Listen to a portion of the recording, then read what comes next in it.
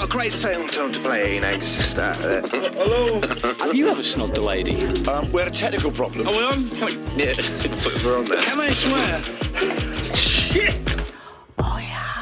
Google says the word radio is a noun with two broad meanings. First, the transmission and reception of electromagnetic waves of radio frequency, especially those carrying sound messages. And second, the activity or industry of broadcasting sound programs to the public. But we know what radio really is. It's passion, creativity, education, dedication, communication, and getting paid 400 quid to open a refurbished quick safe store.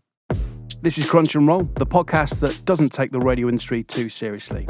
So if you're after an in-depth analysis of the latest version of Zeta or techniques to hook more listeners across the ad break, then this isn't the podcast for you. I'm Foxy, done breakfast shows across the UK, more recently programmes on the BBC. And today's guest is probably one of the best known and well-loved presenters in the Northwest and Dubai for that matter. It's Rick Houghton. I'm not going to tell you too much about this episode other than it's an absolute beauty and his Ken Bates material and impression are amazing. Buckle up for some naughty words and R-rated content. Let's crunch and roll. Oh yeah. Rick Houghton, how are you, my friend?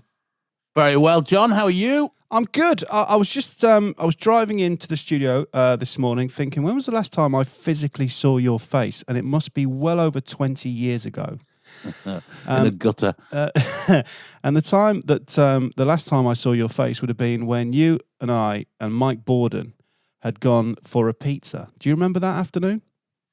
Not really. I remember Mike Borden. He's vanished off the face of the earth, hasn't he? I'm going to be honest, it was very scouse. I didn't really understand what was going on and what was being talked about with you and Mike. It was, you right there, mate, sound? Yeah, it was great, mate. And I was just sat there thinking, I haven't got a clue what these two are talking about. So where were you when that happened? Were you at Air then? No, I was at Viking. Ah, right. And he was running Viking? That's correct. Yeah. Yes, I do remember that. Yeah.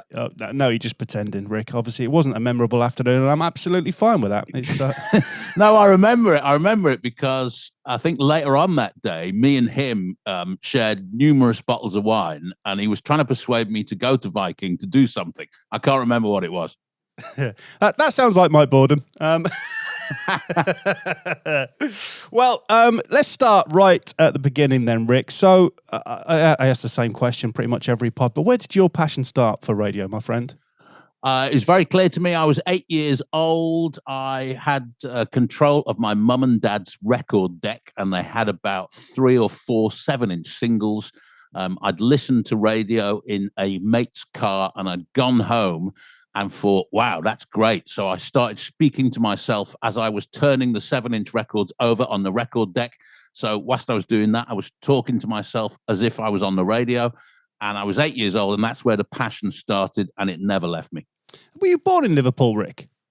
Yeah, North Liverpool, Crosby. So I'm guessing if you were born in Liverpool, your dream was to be on Radio City, was it? Yeah, I think so. Radio City, when I was growing up, was iconic. There were some amazing names and broadcasters on there. I'm talking about people like Mark Jones, also Billy Butler, and Norman Thomas. That was it. Just fabulous broadcasters. And I think listening to that, and including the likes of Phil Easton, of course, listening to that just made me want to be there. So you're playing with records on your parents' record deck, and then we quickly go forward to 1990, and you get your first professional gig, not at Radio City, but at Rock FM. No, before that, it was 1989. I went to Plymouth Sound in Devon. Wow. Because so basically, to cut a long story short, I was answering phones and making a tea at Radio Merseyside and at Radio City for Pete Waterman's show from the age of about 14. And when I was at Radio Merseyside, that allowed me to use their spare studios because I was answering phones on a late night show on a Monday night. And that meant I could make some demos. And my auntie and uncle live in Plymouth, and they saw an advert advertising for an evening presenter at Plymouth Sound. And I took one of these demos I'd made and sent it off. And lo and behold, a lovely guy called Mark Seaman, who has been in radio for forever, had me down for a chat, and he said, right, well, you've got the evening show. And it turned out that at the age of 16, I think I was the youngest commercial presenter in the UK at the time, and that was Evenings at Plymouth Sound. So that lasted about 6 or 7 months because I was very homesick. And then I came back to the Northwest and ended up doing cover work and a few overnights at Rock FM.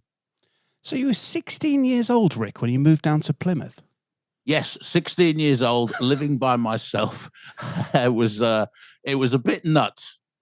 Sorry, you were living by yourself at 16 years old?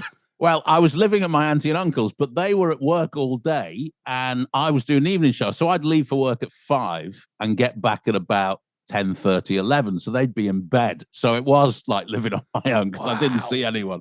That is incredible. All right, so you go to Preston, Rock FM. What was it like, I guess, moving closer to home? It must be getting more exciting for you. Yeah, it was. The guy who'd got me an in at BBC Radio Merseyside was called Kenny James. And he, at that time, was at Rock FM. So it was a kind of easy fit, really, because I came back from Plymouth, phoned him, and he said, all right, I'll see what I can sort out. Mark Matthews was the PD, and I went in and did, cover and overnights. I think there was 2 or 3 of us sort of sharing overnights at the time at Rock FM. So we do a couple of days a week each. And then because I'm excited to get onto Radio City, because we've not had many people on Crunch and Roll who have been on Radio City. I think Sean Tilley's perhaps the only one. What was it like? Because I know, having got a show and done breakfast on my hometown station, how magical that is. Can you remember the emotions, Rick, when you got the call? And talk me through the process of how you got the position when you got that call and you finally got on Radio City. Dave Lincoln was the MD at Rock FM, and overnight, EMAP bought Kiss FM in London and Radio City in Liverpool. They were EMAP's first purchases. And Dave Lincoln was poached from Rock FM to be the MD of Radio City. And he said, there's this young kid, Rick, who we think would be really good on Radio City because he's a local lad, and it was the evening show. And I remember getting the call and going into Radio City Studios in Stanley Street. Tony McKenzie was the PD. And I remember having the meeting, and it all was really positive, and then throwing up in the bin as soon as the meeting had finished, because I was so excited and so churned up by the idea I was going to be on my home radio station. I threw up for about an hour. Tony McKenzie, I've heard a few people mention Tony McKenzie. So a good boss for you? One of the best bosses I've ever had. And it was weird because Tony McKenzie would put the fear of God into people when he was a PD at stations. So, for instance, he went on to become PD at Metro, and I went up there and worked for him for a year or so. And I remember meetings where people were actually frozen with fear that McKenzie was going to kick off. But I always got on really well with him. So I'd always be like the class joker, you know. He had a really good personality, loved a beer, but was always really reticent to show that side of himself to the staff, if you know what I mean. But if you got him out on a night out, he was unbelievable. Do you know, there's quite a few bosses I've had who Jacqueline Hyde when it comes to being sober and then having a beer, one of which, I won't mention his name, but we all used to try and get him drunk because we knew that he'd sit down in the boozer and tell you how much everybody else was on.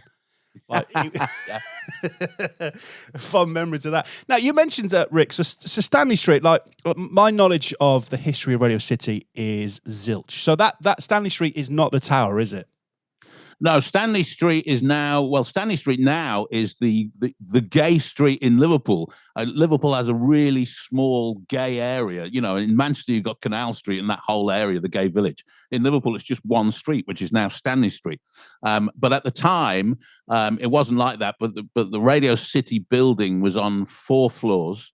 It was like a labyrinth. It was amazing because I don't know if you remember, but Radio City famously had a 24-hour newsroom until the late 90s. So every bulletin was live from Stanley Street. So they didn't use IRN. Everything was live. And there was one time when I was doing evenings. This is the early 90s. And we had a freelance newsreader. I love this story.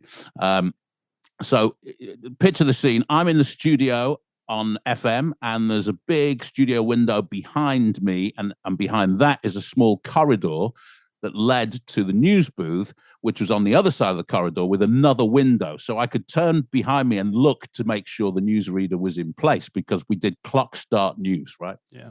So AM, the guy on AM, Radio City Gold, couldn't see the news booth. So it was all clock start because we shared the bulletin between FM and AM, but there was an opt-out. So after 5 minutes of news, they'd say something like, it's Radio City News. And FM would go into their top of the hour and start playing music. And AM would stay with the news for their full-length bulletin, which was 12 minutes long. Wow.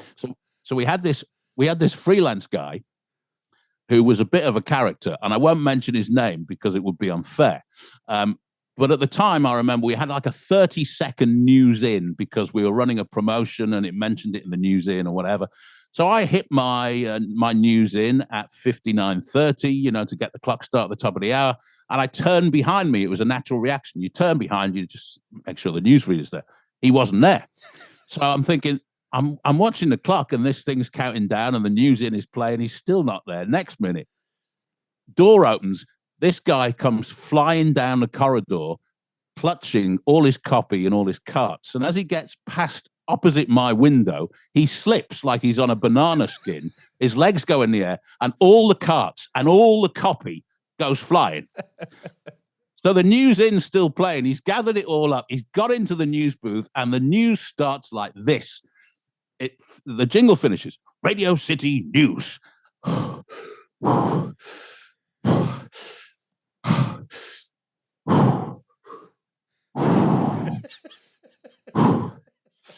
Good evening. It's 8 o'clock. I'm whatever his name was. And he starts reading his first line of copy. And at that time, Radio City had loads of reporters and loads of reports, right? So he starts reading his first line of copy.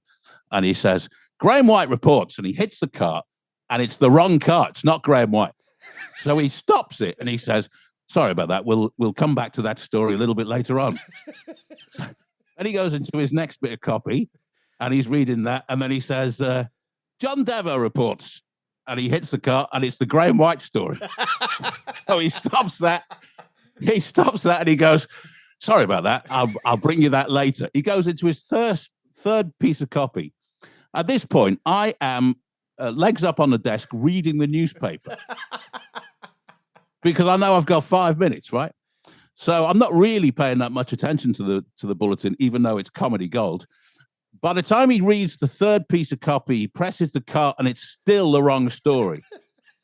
So then he says this, ladies and gentlemen, it's 1 minute past 8. I am abandoning this news bulletin. I repeat, I am abandoning this news bulletin. So I'm sitting, I've got, what did he say? I'm, oh shit, get a CD on quick. Let's do something.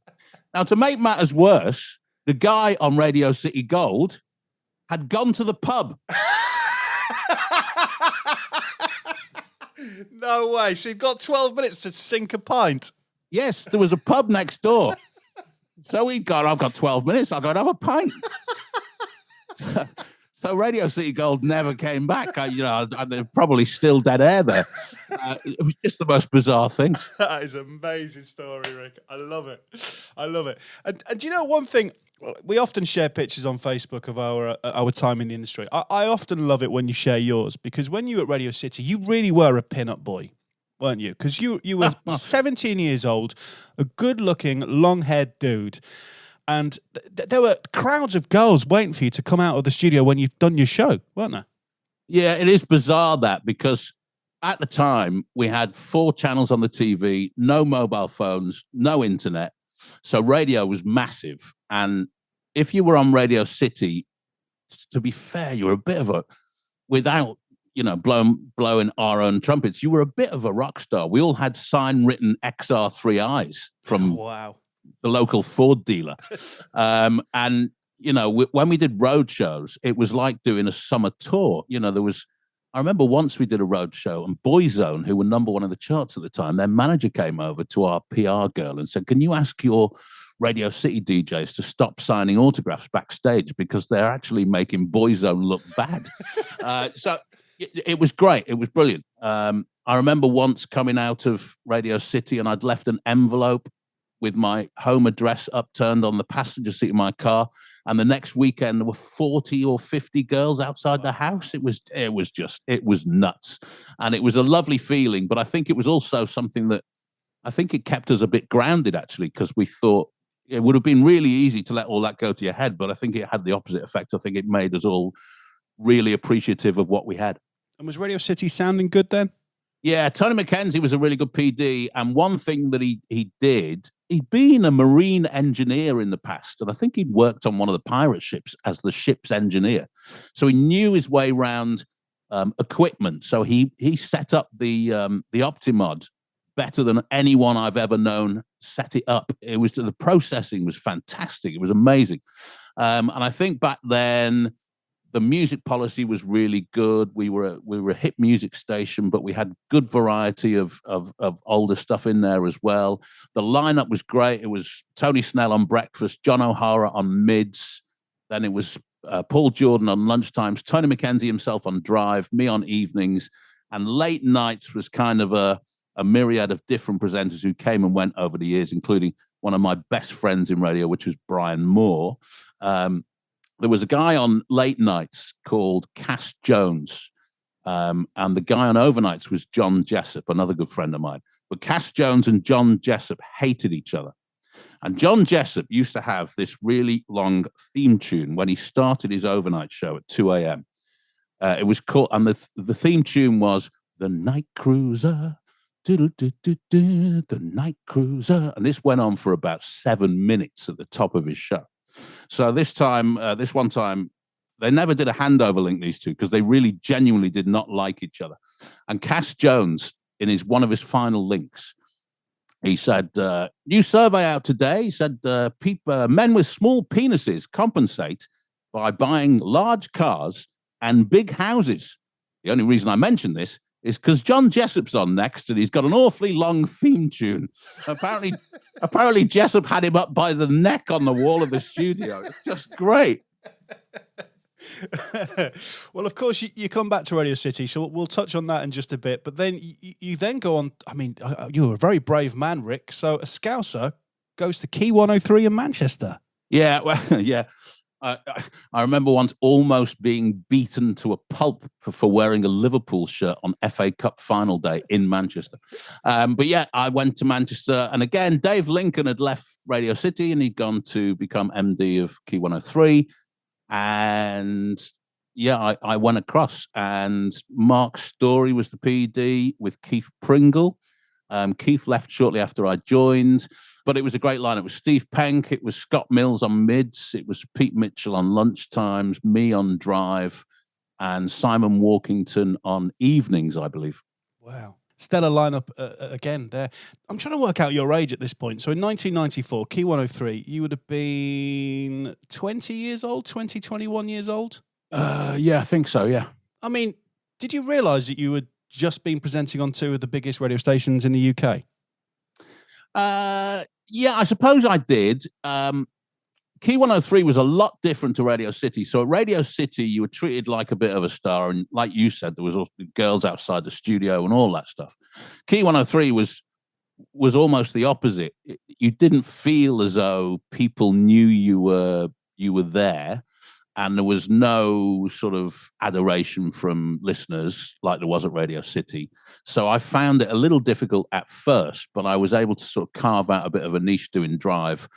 Jo Blakeway was the eye in the sky girl, and me and her had a really good on-air relationship.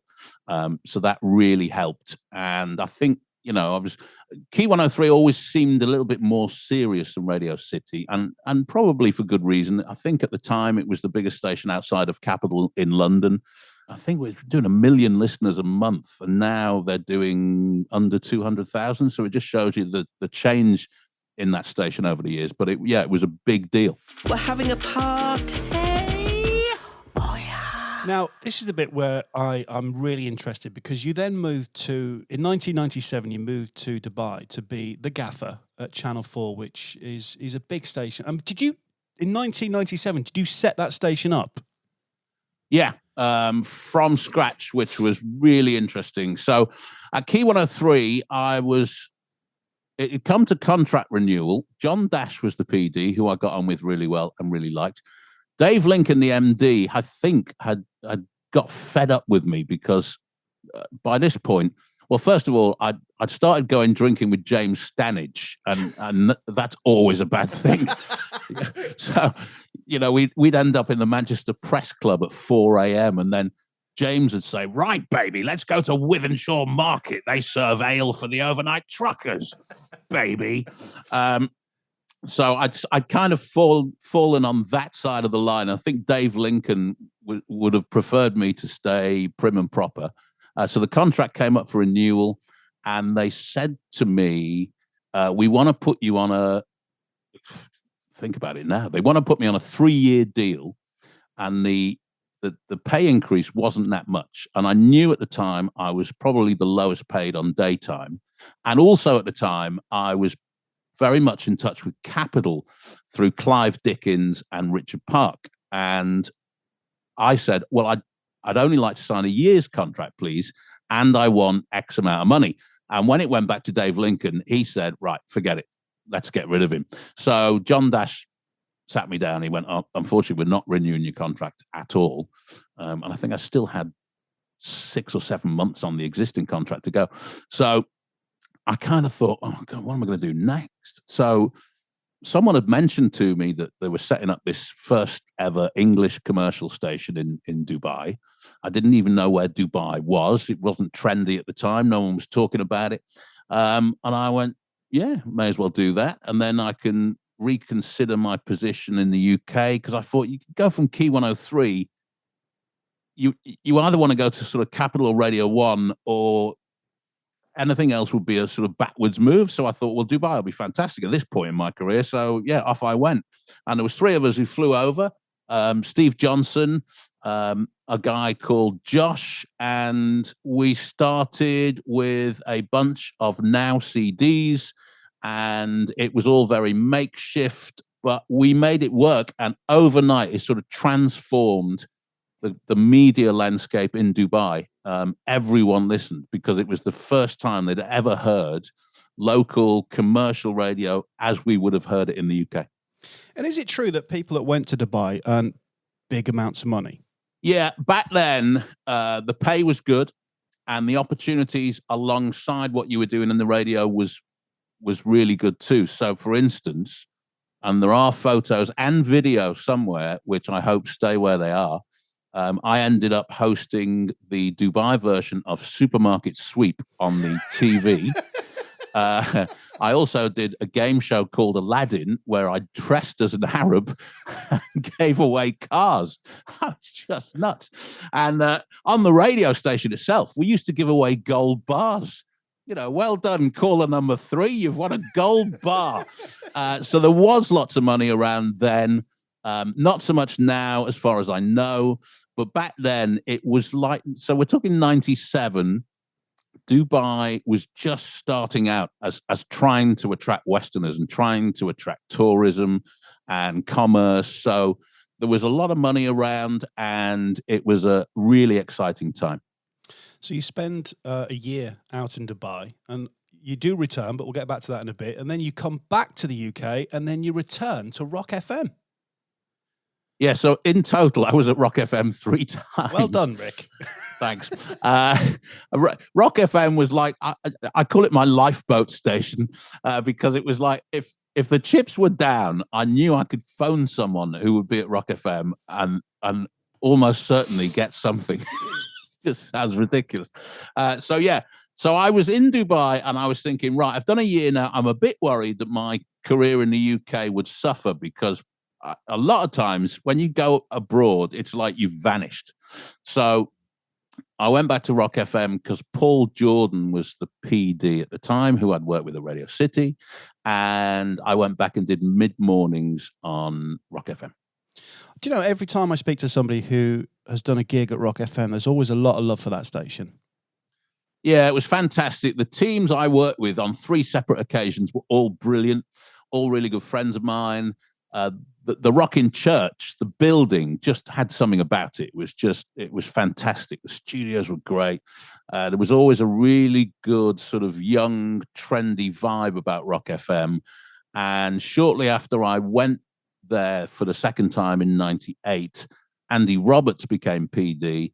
His production was just off the scale.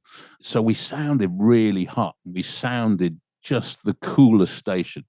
And I always remember, when you listen to Rock FM, you got the impression in your head that all the jocks lived in a big frat house together. That's how it sounded on air, because everyone was talking about each other.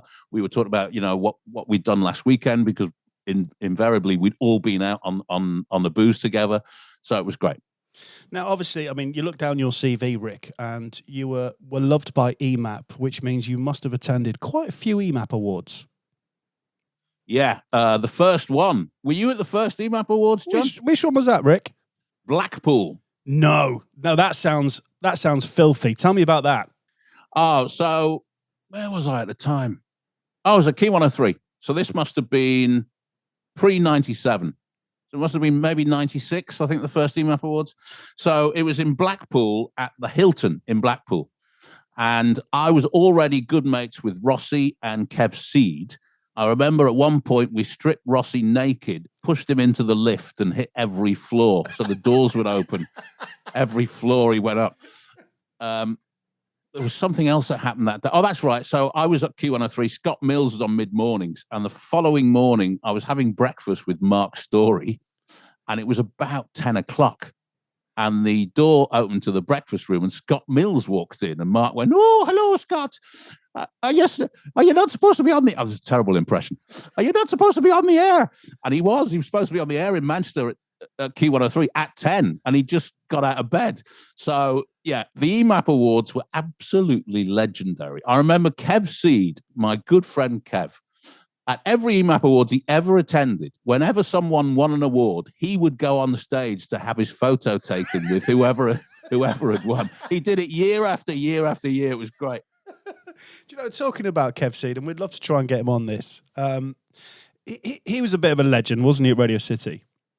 Oh, massive. I mean, I think probably in the history of Radio City, he was the most popular, the most legendary presenter they ever had.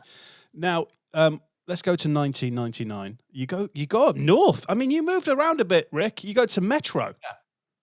Yeah, I went to Metro because Tony Mackenzie was there as PD. Mackenzie was living in a camper van in the car park. He decided he didn't want to spend any money on renting a place. So he had his camper van in the car park at Metro Radio.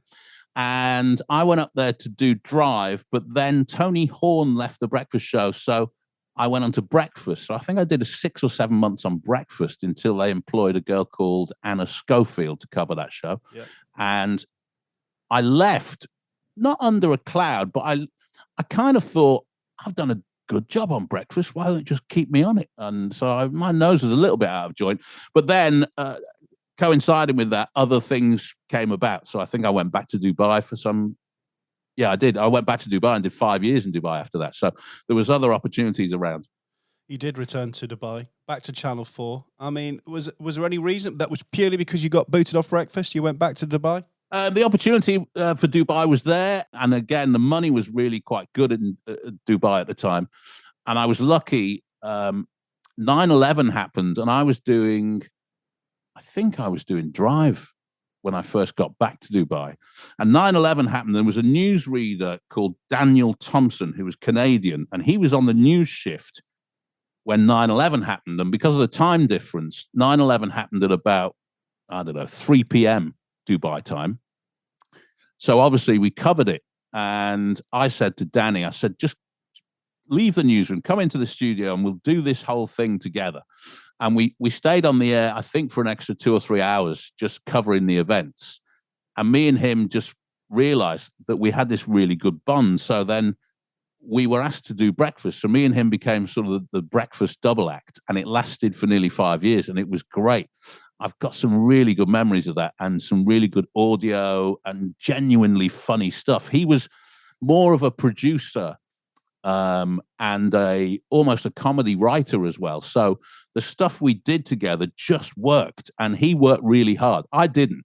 I'd turn up at 5 to 6 and leave at 10, but he would work on daily promos, and he'd work on doing comedy sketches for the show, and we had characters, and it was just like a sort of zoo format breakfast show, but just with me and him. And it was great. I really enjoyed it. Do you know, a previous guest on Crunch and Roll mentioned you and talked about his time in Dubai, Jonathan Miles. Yes, I heard his podcast. Yeah, and I know the rules are very strict in Dubai, but it would seem that you all got up to quite a lot of mischief. Is that right? Yeah. Yeah, I mean, one of the biggest features on my breakfast show was Blankety Blank, which was the same format as the UK TV version of Blankety Blank. So, fill in the blank, phone us now. But we renamed it Wankety Blank. and we re-sang the jingle. So it was Wankety Blank, doom, doom. All the Brits loved it, but the Arabs didn't know what the word wank was. So it was perfectly fine. I remember Jonathan Miles being on the air at Channel 4, and if someone had annoyed him, he used to say things like, "I hope your armpits are infested with 1,000 camel fleas." We got away with absolute murder. Wankety Wank is now my favourite radio game ever, Rick. Congratulations, You get the award. Right, so you 5 years in Dubai, and then you return back to Radio City to do Drive. Yeah, I was really lucky, and it was quite bizarre. Tom Hunter then was the MD of Radio City. Sean Tilley had just left Drive, and Tom Hunter had called me and said, "Would you like to do Drive on Radio City?" And I went, "I'd love to." But at the time, I was earning stupid amounts of money in Dubai. I was doing the radio, I was doing gigs, I was doing TV. I was also commentating on Formula One for 20 million viewers in Asia, bizarrely. Things were going great. So I said, well, I'd love to come back to Radio City, but at the moment, I'm earning really good money. So I flew back to meet him and Richard Maddock, who was the PD at Radio City at the time, and they agreed to pay me far much more than I was worth, if you know what I mean. Yeah. So I went to do Drive at Radio City. I had actually taken quite a big pay cut from what I was earning in Dubai, but it was a stupid amount for UK radio. And that lasted for 2 years. And then Tom Hunter had left as MD, and I think they realized we're paying him a stupid amount of money here. Let's get rid of him after his contract expires. Now, you mentioned Tom Hunter there because that is a character that I met once, and certainly a character in the industry. Now, is the story true, Rick? Because when you returned to Radio City in 2005, that's when you'd have returned to the tower, the famous tower. Is that right? Yeah. Now, is the story true? And I've been told this story and then told other people this story, not knowing if it is actually true. So is it true that Tom Hunter had signed a deal on the lease for that tower, but not got permission from anybody else in EMAP, and it was going to cost a lot of money? I don't know is the honest answer. I know that he had the vision to be in the tower, and I think he'd signed a deal simply because he wanted to be the first person to get into the premises, because at the time there was competition from people who wanted to turn it back into a restaurant, which it had been previously. There was other people that I think wanted to turn it into flats or something. So I get the impression he signed a deal without necessarily okaying it with the hierarchy of EMAP. He signed it because he wanted to make sure that they would actually get the premises. But then after that, as far as I know, EMAP went, yeah, okay, fine. Because for me, a lot of people say that the Capitol building in London is probably one of the most iconic radio buildings. But for me, it's got to be that tower. I mean, there must be some story. What's it like broadcasting in that tower? On a windy day, it's the most horrible experience ever. Is it? So the tower doesn't snap. It's designed to bend in the wind. And boy, does it bend in the wind. So, I mean, literally, you can see the horizon through the windows moving like you were on a cruise ship. Wow. But apart from that, one of the disappointing things, I think, is that you get up there and when you first go up, you're like, wow, look at the views. And then after you've been there for a few months, you kind of take it all for granted. So you don't really notice the majesty of being up there in the clouds. But yeah, when it's windy, it's horrendous. I remember the engineer used to hand out seasickness pills on a windy day because people would literally be green. I mean, it was horrendous. It flexes something like 8 feet in any direction in the wind. So it's not nice. And I'm guessing it's a lift to the top, so that lift must have broken down on several occasions. Do you know what? Touch wood. The number of times. So I'm trying to think of cumulatively how many years I've spent in the tower. So yeah, I've spent 13 years probably in the tower. Never once did I get stuck in the lift. Wow. Plenty of other people did, and the lifts used to scare me a little bit. They go from ground to the studio level in 30 seconds. They're very quick. And they have got stuck on many occasions, but not with me in it. Thank God. That would be the worst, wouldn't it? Now, Radio City Drive. You moved back to Dubai, Rick. I mean, did you have a flat out there that you had to sort out? A garden was looking a bit overgrown. No. So, 2007, Radio City don't renew my contract because I was on that stupid, ridiculous amount of money, which is actually a regret of mine. It was silly to go for that sort of money, I think. But you know, at the time you do it. Yeah, absolutely. So they decided not to renew my contract, and I went back to Rock FM in 2007 working for Anthony Gay. The first day of that job was fun. He said, for the first 2 weeks when you arrive, I want you to cover breakfast. And I went, yeah, okay. And I was doing my first breakfast show back at Rock FM, working for Anthony Gay. And I'd recorded a parody song because Heather Mills McCartney was going into the American version of Strictly Come Dancing. And I recorded a parody song, which was Paul McCartney singing, I hope your leg falls off, I hope your leg falls off. And I played this at 8:30, and the XD rang, and it was Anthony Gay, who simply said, my office, 10 o'clock.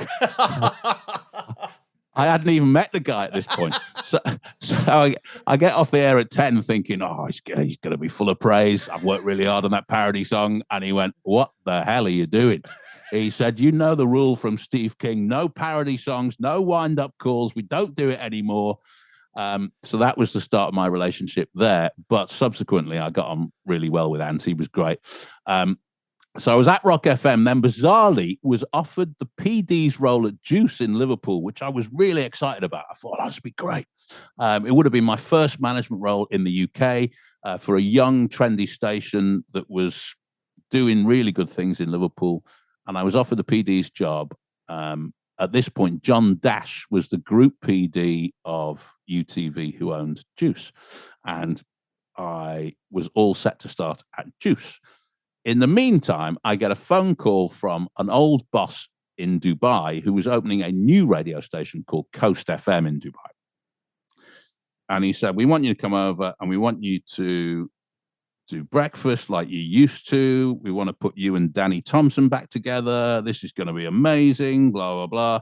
And I'd gone, let me stop you there. I said, I just signed a deal to go to Juice FM. I'm really looking forward to it, blah, blah, blah.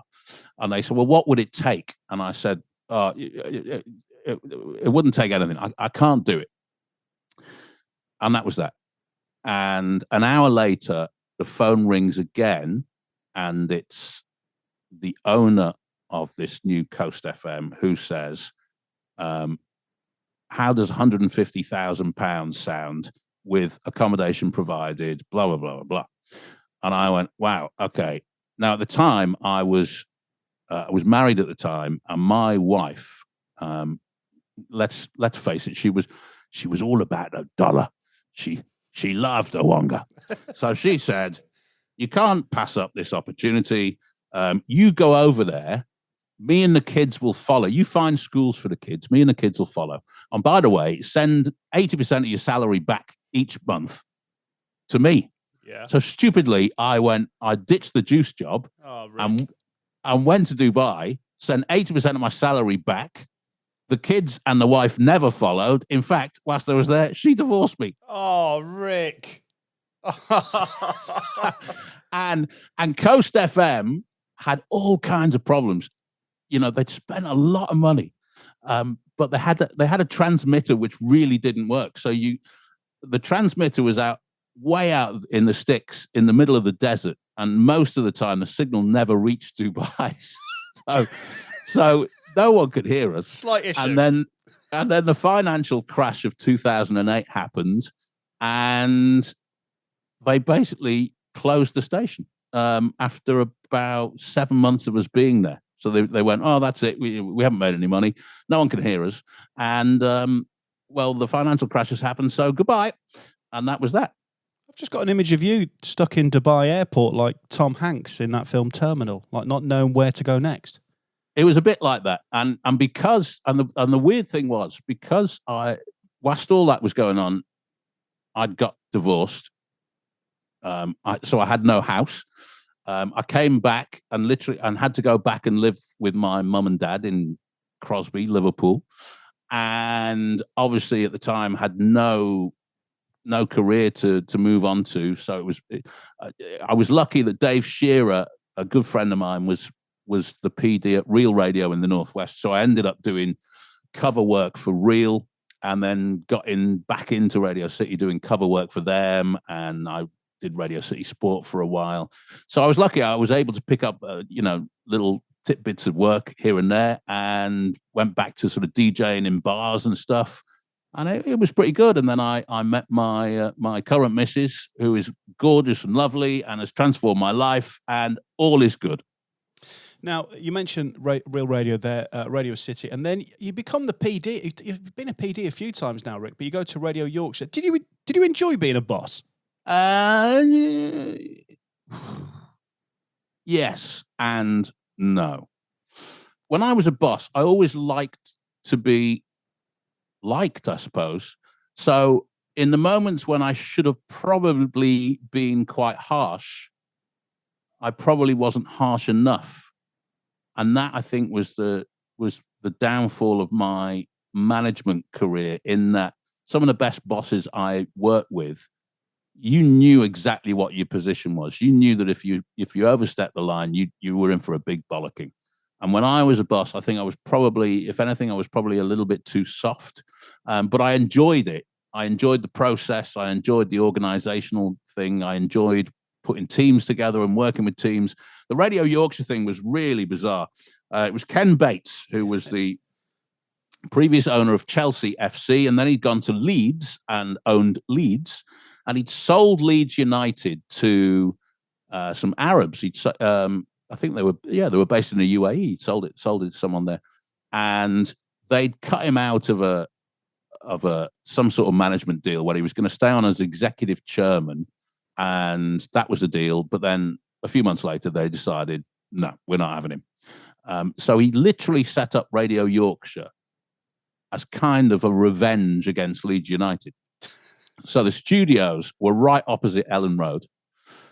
And he would insist on being interviewed on a weekly basis. And his interviews consisted of basically him slagging off the current owners of Leeds United.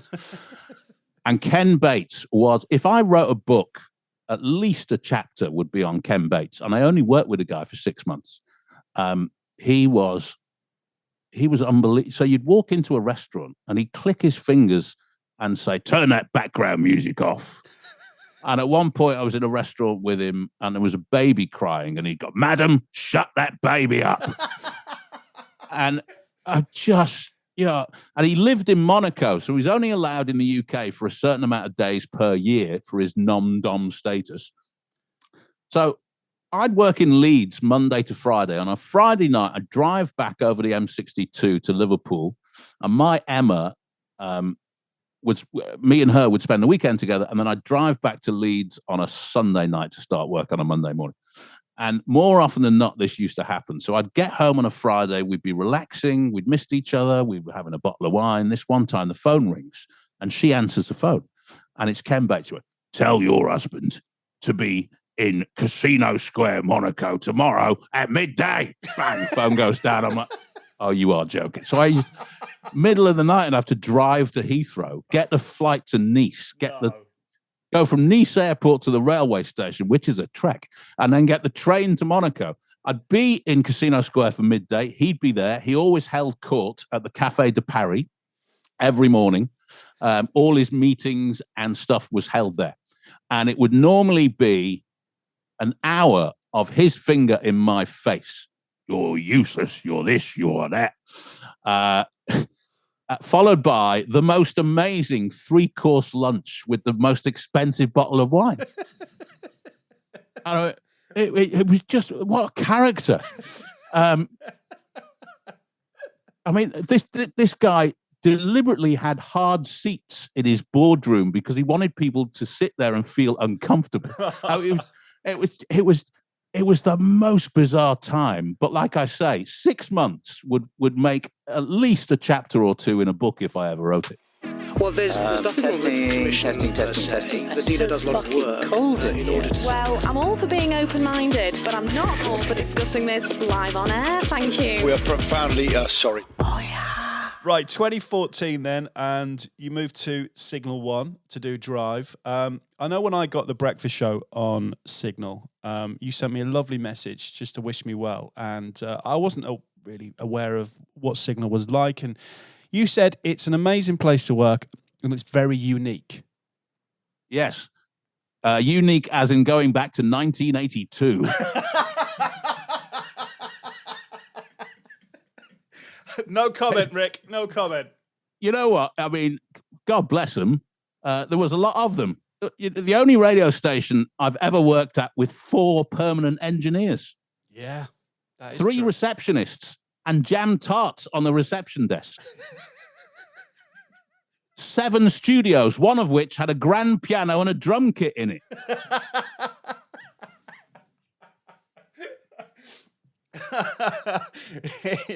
I have some very fun memories and some challenging ones as well. Oh, me too. Me too. They did not like me at Signal. I don't think the staff really liked me very much. So the jocks, I got on really well with the jocks, but people in sales they didn't like me. I remember the head of sales at one point. I was about 5 months in doing Drive, and I'd said something like, "Oh, I enjoyed the show today," and he went, "Well, it's sounding better."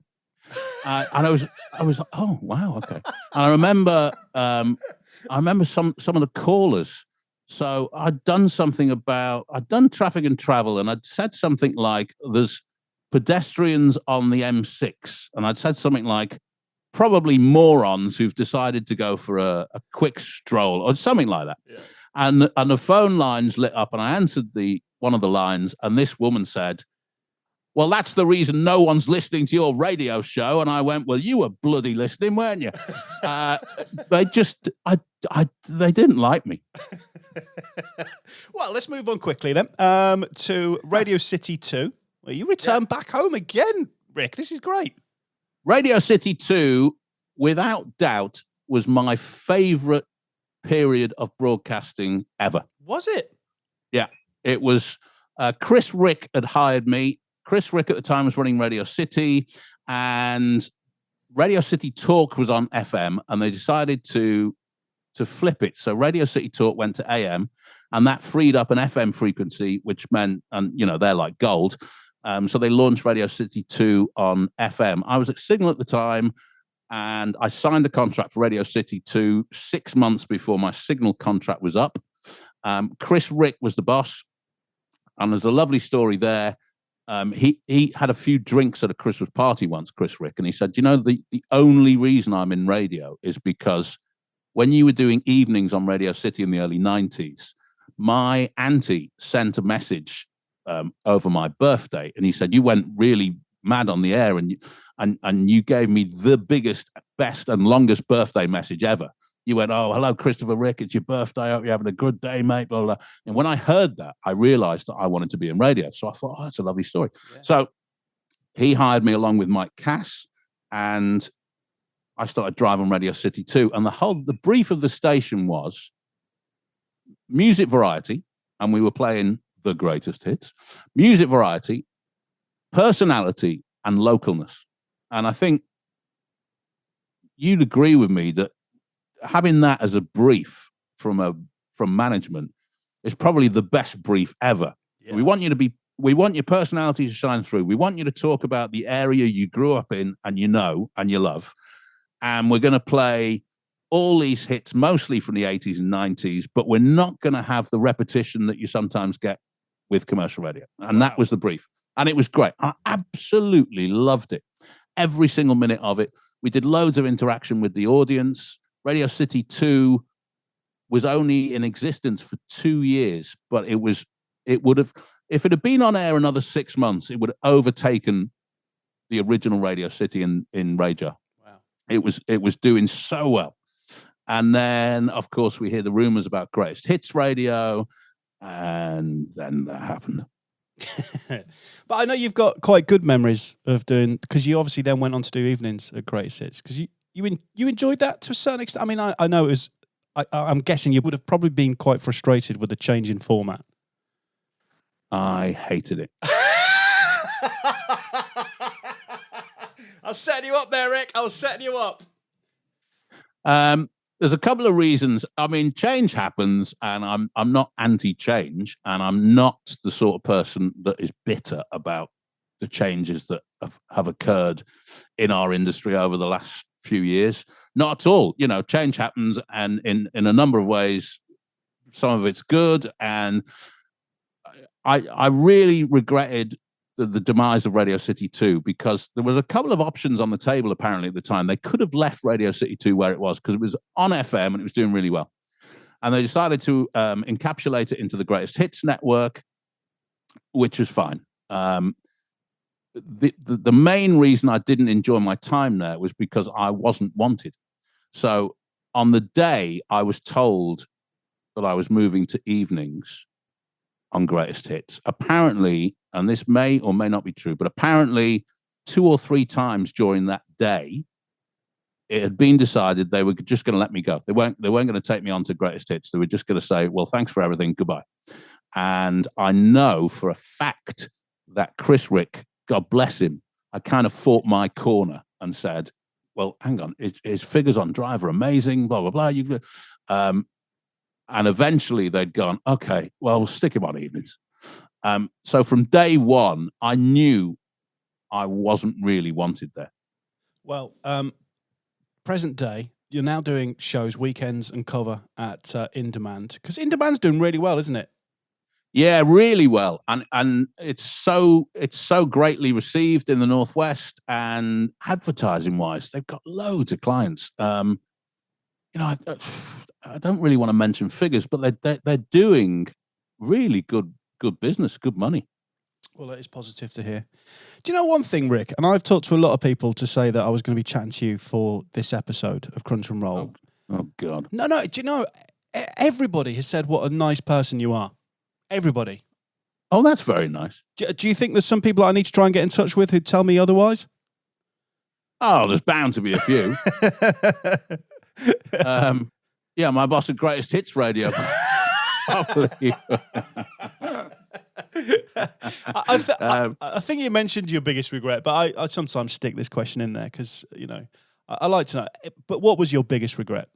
I think the way things ended up at Key 103 was probably a regret, because if I'd have stayed a bit longer, I probably could have gone to Capitol. I had the famous meeting with Richard Park that many of us have had at Euston Tower, where Clive Dickens took me down there, and Richard Park said, go to Power FM and do Drive, and in a year's time, you'll be on Capitol. And I'd said, probably naively, well, why do I want to go to Power FM and do Drive when I'm doing Drive on Key 103 and it's the biggest Drive show outside of London? And I think I pissed him off.